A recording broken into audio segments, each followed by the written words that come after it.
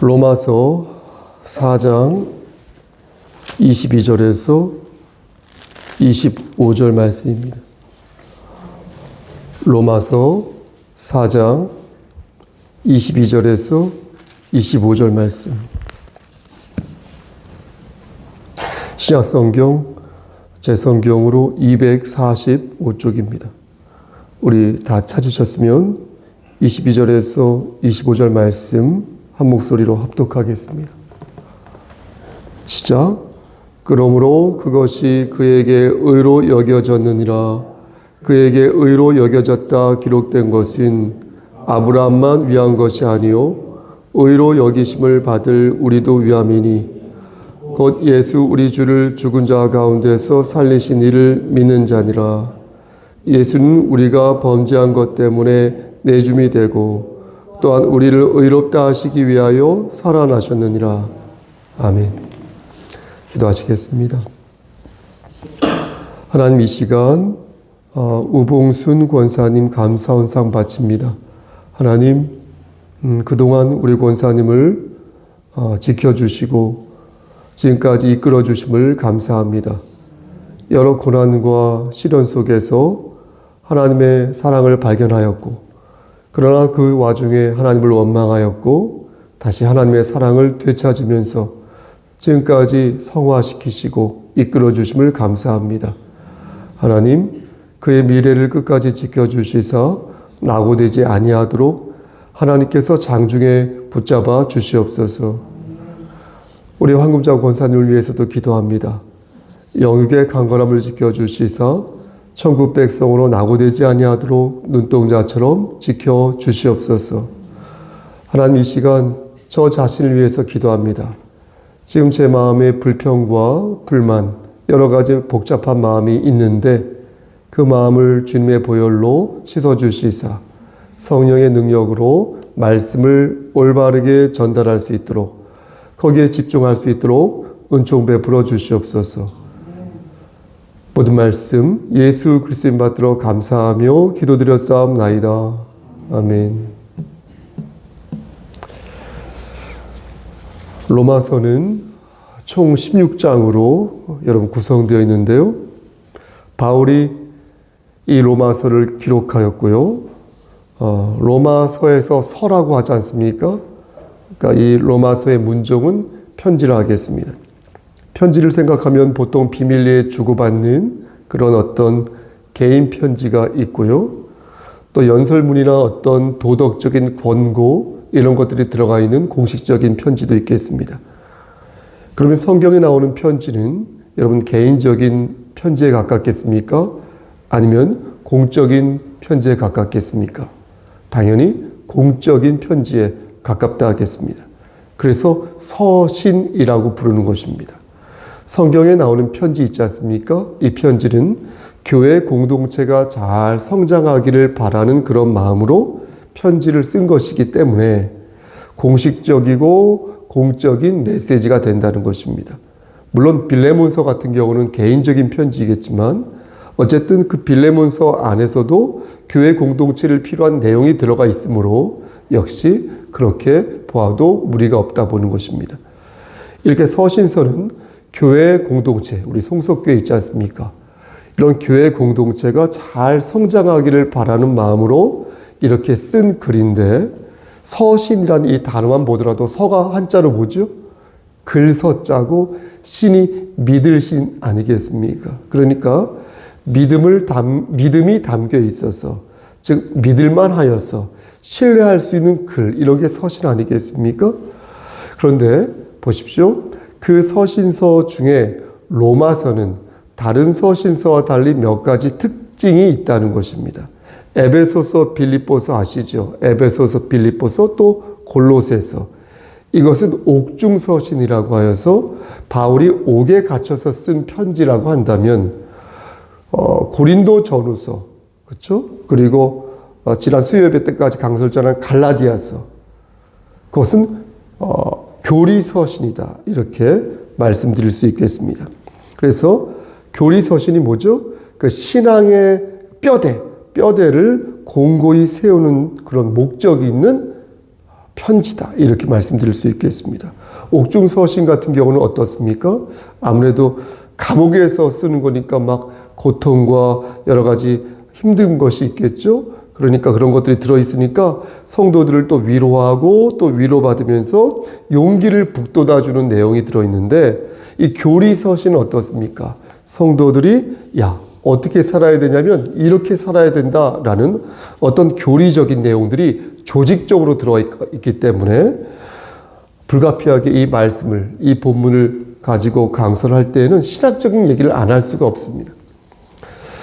먼저 신학적인 개념을 말씀드리기 전에 이 로마서라는 이 편지를 받는 수신자가 누구인지부터 말씀드리는 게 좋을 것 같습니다.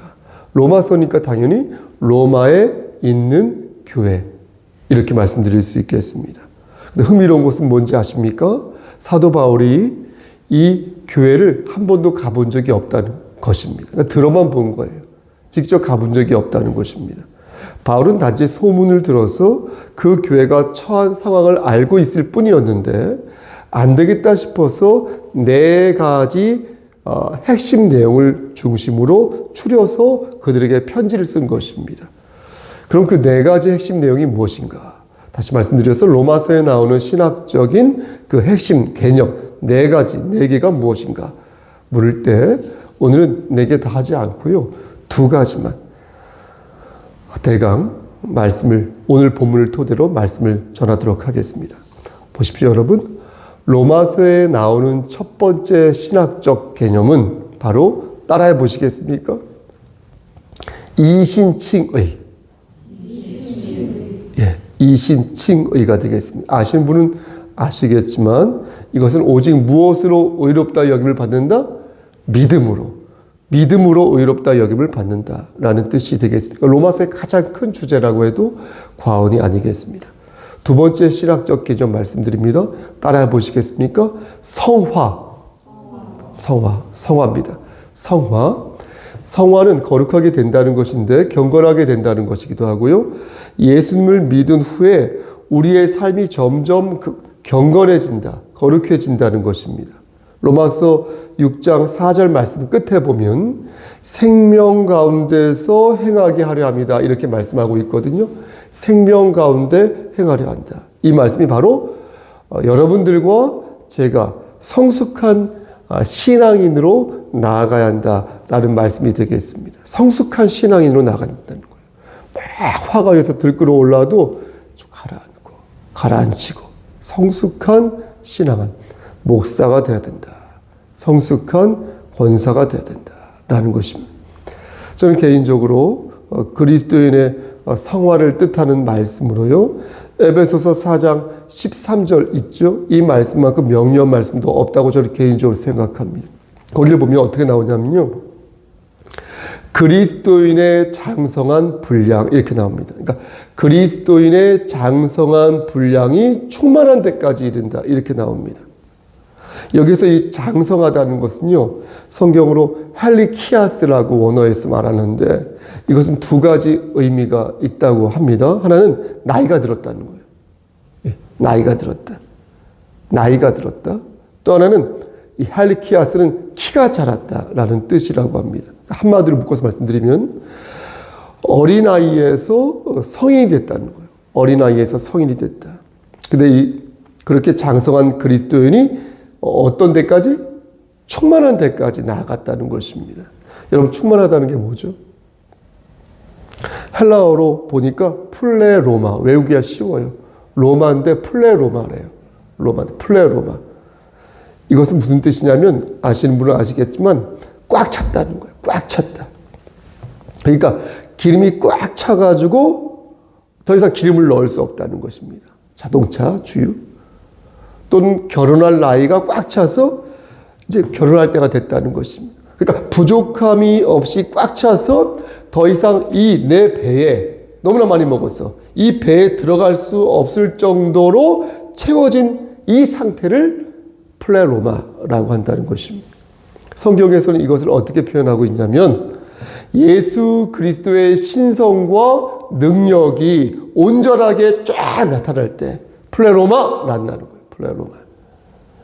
그래서 저는 에베소서 4장 13절 말씀을 읽을 때 그리스도인의 장성한 분량에 전 주목하지 않고요. 그것도 물론 중요하지만 플레로마, 꽉 찬데, 충만한데 거기에 저는 개인적으로 주목합니다. 왜냐하면 아니 이 사람이 좀 괜찮은 것 같아요. 좀 장성한 사람 같아요. 아, 괜찮네? 그렇게 생각하다가 어느 순간 보면 애 같아요. 어린아이 태를 아직 벗어나지 못한 것 같아요. 제가 착각한 거죠? 헷갈리는 것입니다. 문화 지체 현상이라고 하나, 지체 현상? 그러니까 외향으로 볼 때는 완전히 어른이에요. 하는 행동은 전혀 그렇지 않습니다. 그럴 때 어떻습니까? 우리는 시선을 어디에다 둘지 모르는 거예요. 시선을 어디 둘지. 난감한 것이죠. 그래서 저는 플레로마, 충만한 데까지 나아간다. 이 말을 저는 계속 곱씹습니다. 지금 담임 목사가 된 지 2012년 겨울 13년, 14년 됐는데 플레로마, 충만한 데까지 저 사람이 나아갔나? 우리가 나아갔나? 이렇게 말하는 내가 나아갔나? 이렇게 물으면서 성화되었는가를 생각해 보는 것입니다. 여러분 사실 중요한 것은요. 믿음의 분량이 아니에요. 플레로마. 믿음의 분량이 크면 뭐합니까? 그릇은 겁나 커요? 충분하지 않아요. 진실하고 여러분 절실하면 뭐합니까? 진실한 분 많아요. 우리 주변에. 절실한 분 많아요. 정말 많습니다. 제 주변에. 다 절실해요. 다 절실하고 웬만하면 진실합니다. 그 순간. 꾸준하지 않아요. 꾸준한 사람 별로 없어요. 중요한 것은 지금 나의 그릇이 어느 정도의 크기인지 살피는 게 아니라 내 그릇이 청결하냐, 청결하지 않냐, 더럽냐, 안 더럽냐, 이걸 봐야 돼요. 예전에 충만했는데요? 근데 지금은 아닌데요? 그래도 다른 사람보다는 그릇이 큰데요? 그런 경험도 있고 지식도 있고 제 스펙이 있는데요? 그런 근성도 있는데요? 근데 지금은 없는데요? 뭐 어쩌라는 거예요? 그럼 없는 거예요. 없는 겁니다. 지금 없으면 없는 거예요. 지금 내 안에 믿음이 없으면 그 믿음은 없는 거예요. 지금 내 안에 영적인 공간이 만약 비좁고 빈곤하다면 아무리 그가 이전에 그 공간이 넓고 깊고 풍요로웠어도요. 소용없는 겁니다. 없는 거다. 그럼 여기에서 다음과 같은 질문이 생길 수 있지 않을까요, 여러분? 목사님, 믿음이 있다가도 없어질까요? 여러분, 목사님, 믿음이 있다가도 없어지는 겁니까? 성화라는 게 점점 거룩해지는 거잖아요. 그럼 반대로 점점 불경해질 수 있는 거 아닙니까? 그래서 우리는 어떻게 의인이 되는 것인가요? 최소한 성화로 의인이 된 것 같지는 않습니다. 이렇게 물을 수도 있겠습니다. 여러분 맞습니다. 보십시오. 여러분들이나 저나 성화로 의인이 된 게 아니에요. 성화는 의인으로 고정된 사람이요. 더욱더 경건해지는 것이지요. 성화 자체가 우리를 의인으로 만드는 게 아니라는 거예요. 여러분과 제가 의인이 될 수 있었던 것은 우리의 공로, 성화의 과정, 이런 것이 있었기 때문이 아니라 하나님께서 우리를 의인으로 인정해 주셨기 때문에 의인이 될 수 있었다는 거예요. 저는 그래서 여러분들이 동의를 안 하실 수 있는데 이 부분에 있어서는 그냥이란 말을 전 좋아해요. 그냥이요. 물론 하나님께서는 깊은 뜻이 있으셔서 저를, 여기서 있는 성목사, 저를 의인으로 만들어 주셨겠지만 제 입장에서는요, 그 깊은 뜻을 잘 알 수 없거든요. 그러하기에 저는 하나님의 특별한 의도를 알고 싶은 마음 때문에 오히려 반대로 그냥이라고 말합니다. 그냥. 이것이 하나님의 뜻이구나. 이것이 하나님의 뜻이겠구나. 하고 생각했던 것들이 비켜가면서 쌓이다 보니까 야, 우선 지금은 그냥 열심히 해야겠다. 야, 내일은 몰라. 내일은 몰라. 그냥 지금 하나님 나 데려가실 수도 있으니까 지금 그냥 열심히 해야겠구나 라는 생각을 하게 되는 것입니다. 그러나 의인이 된 과정을 생각하면 그 과정이 어떠했는지를 명확하게 우리는 알 수 있지 않겠습니까? 여러분, 우리가 어떻게 의인이 되었습니까? 오늘 본문에 그 방법이 분명하게 나와 있는데, 내용이 나와 있는데, 여러분 22절 말씀 한번 보시겠습니까? 우리 함께 오늘 본문 22절 말씀을 읽으면서 무엇이 우리를 의롭게 하였는지 그 답을 찾아보겠습니다. 22절, 그러므로. 시작. 그러므로 그것이 그에게 의로 여겨졌느니라. 여러분, 뭐라고 말씀합니까? 예? 뭐라고 말씀합니까? 그것이라고 말씀하잖아요. 로마서 4장 22절이었어요. 그럼 그것이 뭘까요? 앞에 말씀을 보아야 또 알 수 있겠죠? 바로 앞에 말씀 21절 또 합독. 시작. 약속하신 그것을 또한 능히 이루실 줄을 확신하였다. 여러분, 그것이 무엇입니까? 이번에는 약속하신 어떤 사실이 이루어질 거라는 확신이 바로 그것이겠죠? 여러분, 그렇다면 그 확신이 뭡니까? 사도 바울은 지금 로마에 있는 교회에 편지를 쓰면서 너희가 의로운 자가 되었는데 너희가 그렇게 될 수 있었던 것은 너희가 도저히 일어날 수 없는 어떤 것을 너희가 확신하여서 의인이 될 수 있었다라는 거예요.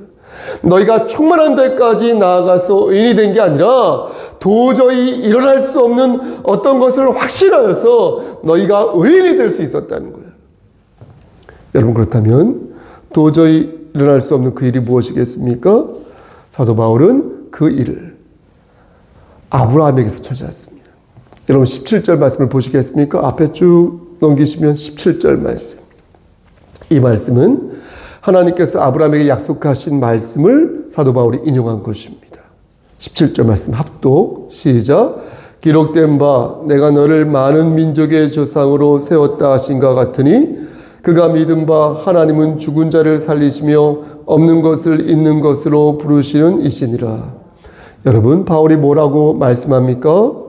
하나님은 죽은 자를 살리시며 없는 것을 있는 것으로 하신다. 바꾸신다는 거예요. 없는 것을 있는 것으로 부르신다는 거예요.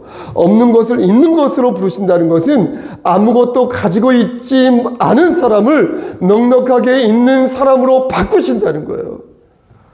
그리고 그렇게 바뀐 대표적인 사람이 누구다? 아브라함이라는 거예요. 아브라함. 여러분, 아브라함이 어떻게 바뀌었습니까? 창세기 15장 5절 말씀을 보면 하나님께서 하늘을 가리키면서 아브라함에게 뭐라고 말씀하셨습니까? 뭇 별을 셀 수 있나 봐라. 별을 어떻게 셉니까? 한두 개가 아닌데 너의 자손이 이와 같으리라 이렇게 말씀하였지 않습니까?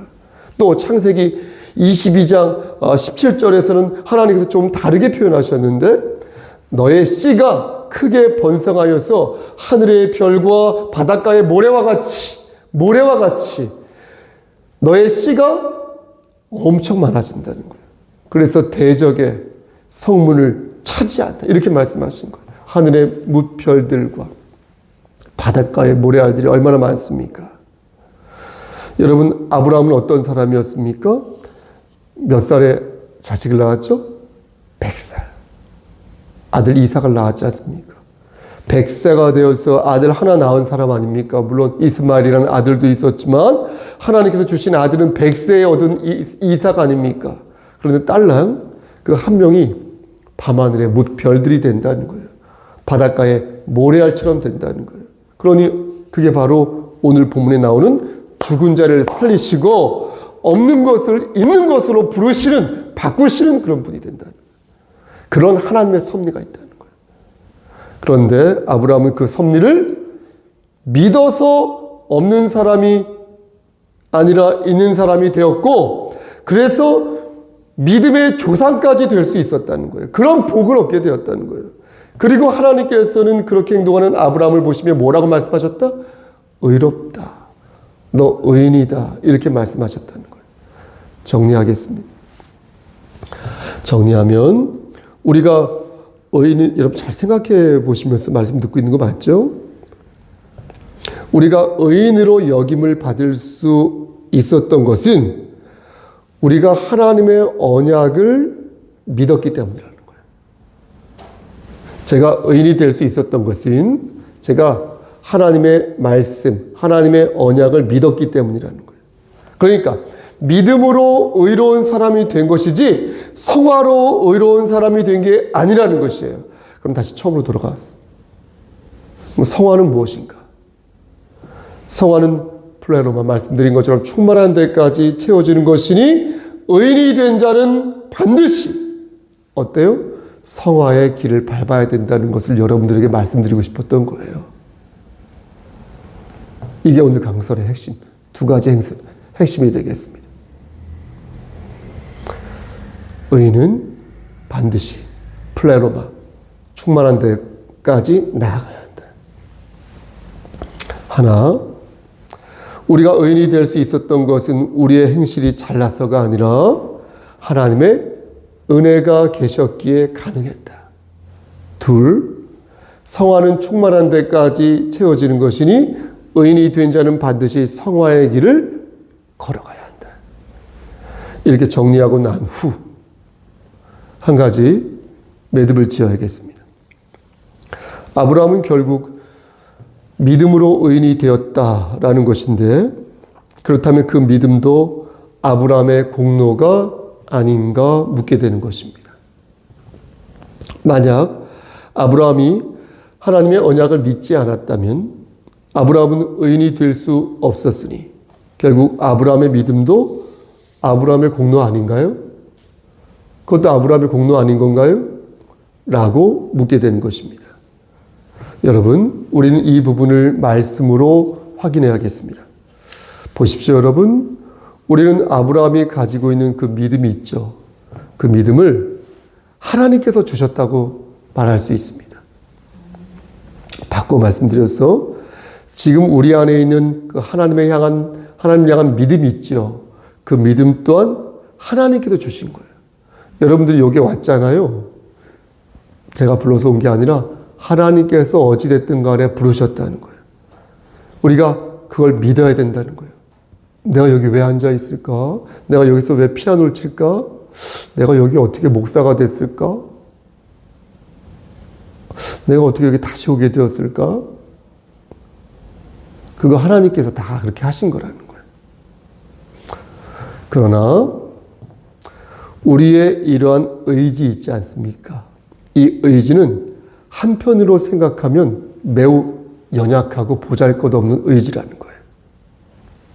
하나님이 우리에게 주신 그 의지를 우리가 여기 있는 제가 건방지게 비운다 그런 게 아니라 우리 안에, 내 안에 작동하는 그 믿음이라는 의지가 크기나 깊이나 무게나 순도 차원에서 정말로 변덕스러울 때가 많이 있다는 거예요. 그래서 성경은 아브라함이 의인이 되었다 말씀하고 있지 않고 의로 여기셨다 이렇게 말씀한 것입니다.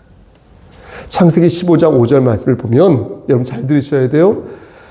우리 이 말씀 한번 직접 찾아서 한번 보겠습니다. 여러분 창세기 15장 5절 말씀 한번 보시겠습니까? 하나님께서 뭐라고 말씀하셨는지 창세기 15장 5절 말씀을 찾아서 직접 우리가 한번 찾아보도록 하겠습니다. 아브라함이 창세기 15장 5절 아브라함이 시작. 아브라함이 여호와를 믿으니 여호와께서 이를 그의 의로 여기시고 한 번 더 하겠습니다. 시작. 아브라함이 여호와를 믿으니 여호와께서 이를 그의 의로 여기시고 여기에 여기시고 있죠. 그 앞에 그냥이라는 말 한번 넣어보세요. 아브라함이 여호와를 믿으니 여호와께서 이를 그의 의로 그냥 여기시고 그냥 여겨줄게 이렇게 말씀하셨다는 거예요. 비약하자면 여호와께서 이를 그의 의로 그냥 여기시고 그러니까 하나님 보실 때에 아브라함의 믿음이 도저히 의인이 될 수 없는 수준의 믿음이었지만 그냥 의로 여겨줄게 이렇게 말씀하셨다는 거예요.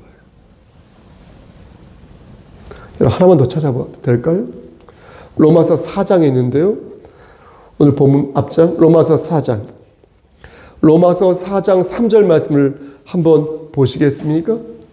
여기에도 의로 여겨주신다라는 말씀이 나오는데요. 3절 말씀을 찾아 합독하겠습니다. 성경이 시작. 성경이 무엇을 말하느냐? 아브라함이 하나님을 믿음에 그것이 그에게 의로 여겨진 바 되었니. 맞죠? 여러분? 그렇지 않습니까? 의로 여겨졌다 이렇게 말씀하지 않습니까?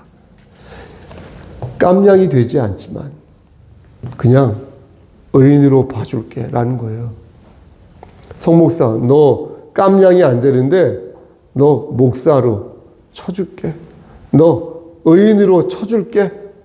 그냥 의인으로 내가 여겨줄게 라고 말씀하신다는 거예요. 믿음으로 구원받는다는 것은 따라서 반드시 그 안에 무엇이 있어야 됩니까?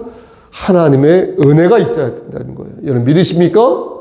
하나님의 은혜 없이 여러분 믿음만 생각한다면 우린 절대 의인이 될 수 없다는 거예요.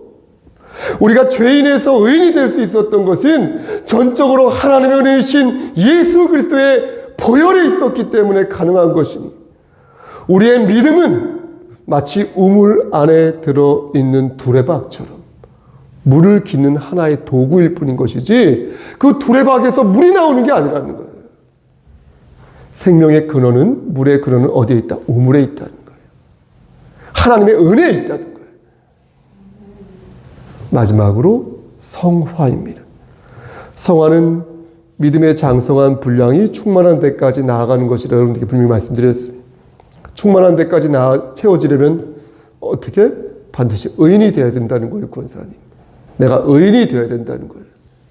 의인이 되어야 거룩한 경건한 성화도 가능하다. 따라서 이 논리대로라면 어떻습니까? 반드시 의인은 성화가 되어야 된다는 거예요. 성화가 안 되는 의인은 반복해서 말씀드리지만 없다는 거예요. 성화가 안 되는 의인은 논리적으로 말이 안 된다는 거예요. 진정 예수를 나의 구주로 영접한 사람이라면 충만한 데까지 반드시 나가야 된다는 거예요. 반드시. 말씀 마치겠습니다. 사랑하는 우리 성속교회 성도 여러분, 특히 우리 수요 예배에 참석하는 여러분들 정말 감사합니다. 바울은 로마에 있는 교회에 말하기를 너희는 하나님의 은혜로 의인이 되었다 이렇게 말하였습니다. 아브라함을 예로 들면서 아브라함이 의인이 될 수 있었던 것은 그가 하나님의 약속을 믿었기 때문이고 그 믿음을 보시고 그를 의인으로 여겨주셨다 이렇게 말하였습니다. 그러면서 우리도 그렇게 의인이 되었으니 예수님의 보혈을 의지하여 예수님이 나의 죄를 위하여서 죽으셨다고 너희가 믿으면 너희는 의인으로 여김을 받을 수 있다. 이렇게 우리에게 말해 주었습니다. 여러분, 그러므로 저는 여러분들에게 권면하는 것입니다. 부족하지만 권면하는 것입니다. 사랑하는 성도 여러분, 우리 주 예수 그리스도께서 여러분들 위해서 죽으셨다는 것을 기억하셨으면 좋겠습니다. 우리가 자꾸 생활에 치여서 자꾸 그 사실을 잊고 사는 것 같은데 우리 주께서 나의 죄를 위해서 십자가에 달려 돌아가셨다는 것을 여러분들이 기억하셨으면 좋겠습니다. 그래야 그리스도의 장성한 분량으로 충만한 데까지 나아갈 수 있으니 그렇게 해야 성화도 되고 나중에 영화도 되는 거 아니겠습니까? 여러분, 예수님이 누구를 위해 죽으셨는지, 누구를 위해 십자가에 못 박히셨는지, 그리고 누구를 위해 사흘 만에 다시 살아나셨는지, 그리고 누구를 위해 다시 이곳에 오실 것인지 그 사실을 다시 생각하셔서 다시 그리스도의 장성한 분량으로 충만한 데까지 나아가는 여러분 되시기를 바라겠습니다. 믿음으로 다시 주를 섬기는 하나님의 자녀가 되시기를 저 좀 보시고요. 주님의 이름 받들어 간절히 축원합니다. 아멘. 기도하십니다. 하나님, 누가 우리를 위하여서 돌아가셨는지 생각할 때 우리가 열매를 맺지 않을 수 없습니다. 우리 주 예수 그리스도께서 우리를 위하여서 피를 흘리시고 우리를 구원하셨음을 우리가 믿사오니 우리가 말씀 붙잡고 이기는 자 되게 하여 주시고 의인으로서 그 책임을 잘 감당할 수 있도록 성령 하나님 강권적으로 역사하여 주시옵소서. 이제는 우리를 죄에서 구속하여 주신 우리 구주 예수 그리스도의 은혜와 아버지 하나님의 만극하신 그 사랑하심과 성령 하나님의 교통하시고 인도하시는 모든 역사하심이 하나님 말씀 안에서 다시 우리 주 예수 그리스도의 은혜를 붙잡고 다시 믿음으로 나아가기를 소원하는 여기 모인 성도와 그들의 가정과 이 재단과 이 나라 위에 하나님의 사랑하심이 세세토록 함께 계실지어다. 아멘.